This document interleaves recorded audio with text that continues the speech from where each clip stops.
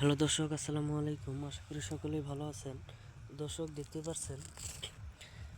দেখতে পারছেন আমরা কিভাবে আমাদের বাড়ির পাশে জমিতে আমরা এই ধরনের ক্ষীরা গাছ চাষ করে থাকি। তো বন্ধুরা, দেখতে পাচ্ছেন আমাদের ক্ষীরা গাছে কিন্তু প্রচুর পরিমাণের ফুল ধরেছে এবং আমাদের গাছে ভালো ধরনের ক্ষীরাও ধরেছে। এবং আপনাদের চাষের জমিতে কিন্তু আপনারা নিজেরা ক্ষীরাগুলো চাষ করতে পারবেন। এবং আমরা প্রচুর পরিমাণের লাভবান হয়েছি ক্ষীরাগুলো চাষ করে। তো বন্ধুরা, দেখতেই পাচ্ছেন এই যে আমাদের কাছে কিন্তু ক্ষীরার জালি ধরেছে এবং এই ক্ষীরার জালিগুলো যখন বড় হয়ে যাবে তখন কিন্তু আমরা এগুলো তুলে নেওয়ার পরে বাজারে বিক্রি করব এবং বাজারে বিক্রি করে ভালো টাকা ইনকাম করতে পারবো।